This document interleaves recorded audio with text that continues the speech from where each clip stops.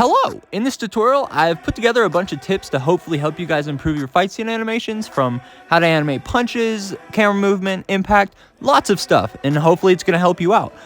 There's timestamps in the description for each thing I teach, but let's not waste any time and we'll get right to it with the first one.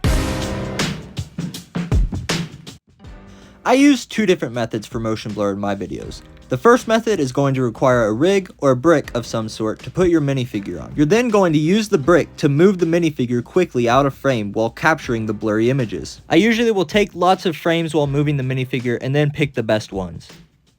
The next method is done simply by shaking the camera up or down while taking pictures to capture the blurry frames. It can take a bit of practice to get the timing down, but I'm sure you guys will learn quickly.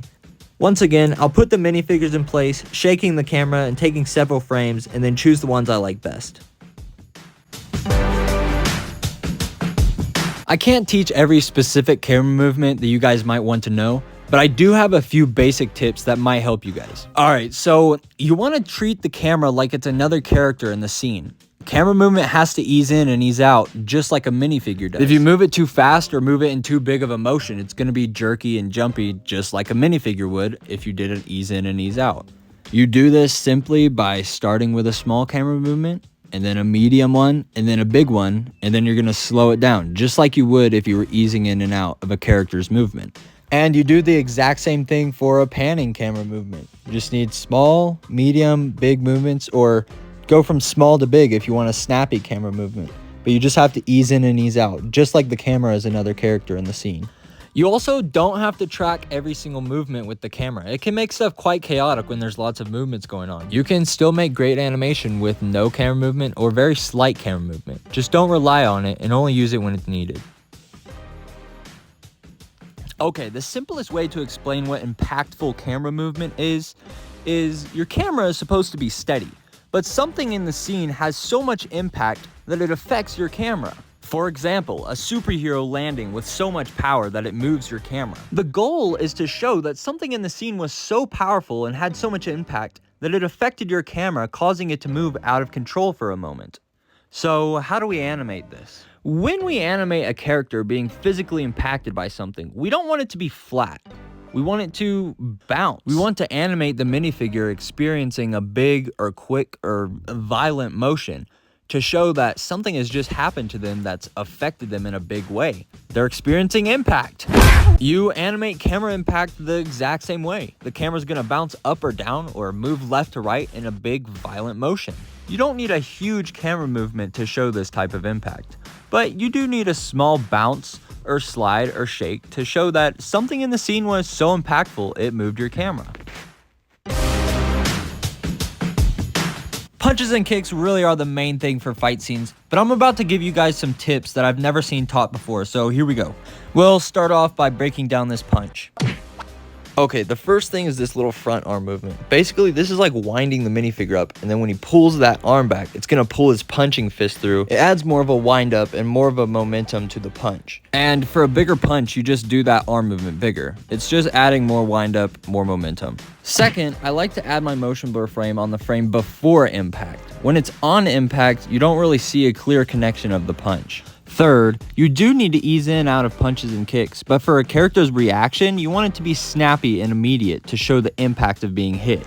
You don't really want a smooth reaction when you're trying to show impact or something that hurts. Okay, now my one tip for kicks is just make sure the arms are out of the way and the leg is fully outstretched, so you have a nice clear pose and you can see that it's the foot that's hitting the person. Kicks can also be animated very well without having to take the legs out of socket, but for the people that want to know how, here we go. So, you're going to grab your choice minifigure and then slowly, easily, carefully twist the leg until it comes off. Then add a little bit of sticky tack.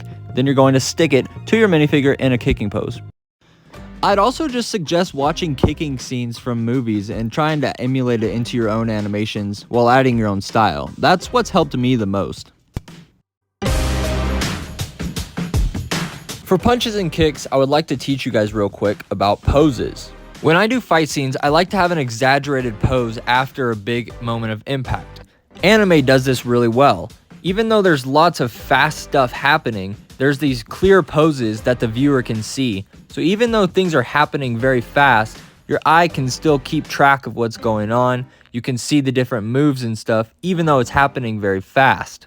This is super easy to do in your animation. Simply after a big movement, you want to have a pose afterwards or during the movement with arms, legs stretched out so that even though something fast is happening or happened, there's still a readable pose that the viewer's eyes can focus on and they can still keep track of what's going on.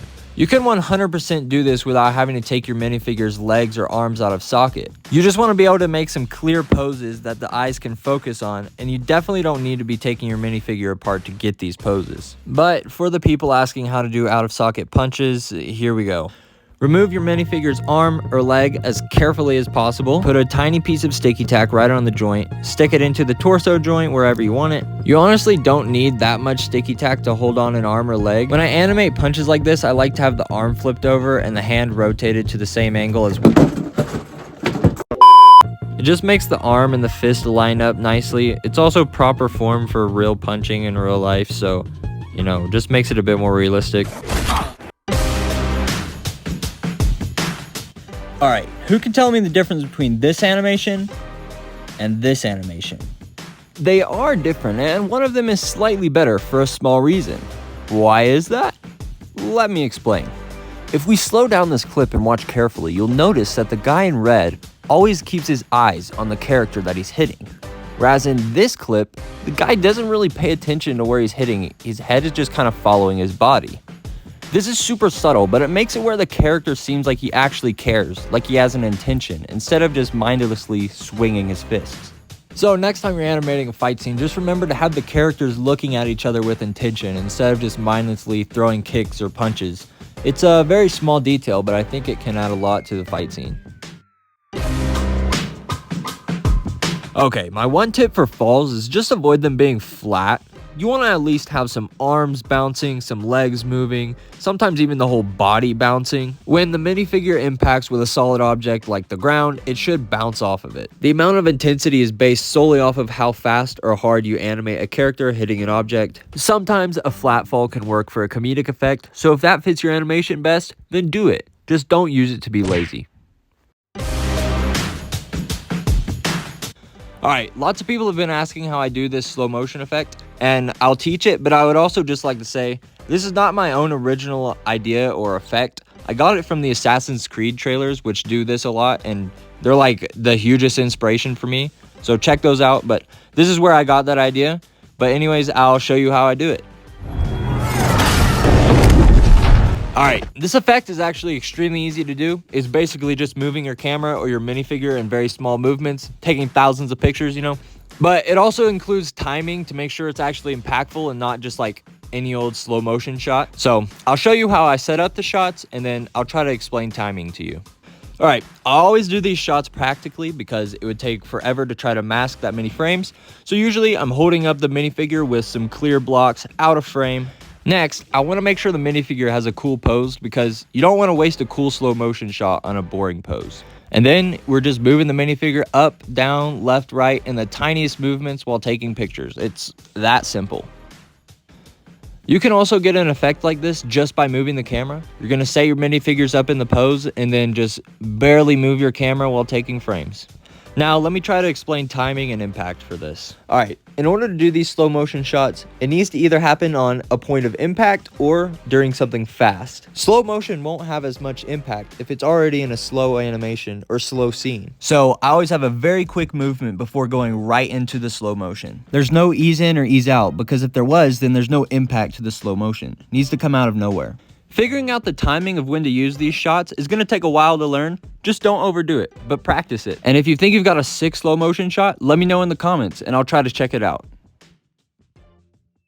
Hello, if you made it to the end of this video, thank you so much for watching all of that. I have watched it and edited it so many times myself that I'm just more confused every time I watch this video. I'm not sure if I actually taught anything or if I was even helpful, but if this did help someone out, I'm extremely glad for that. Please let me know in the comments if this helped you out at all. I personally do not ever want to see this video again. Wow. But thank you for watching. That's, if it helped you, that's all that matters. So thank you for watching and see you in the next one.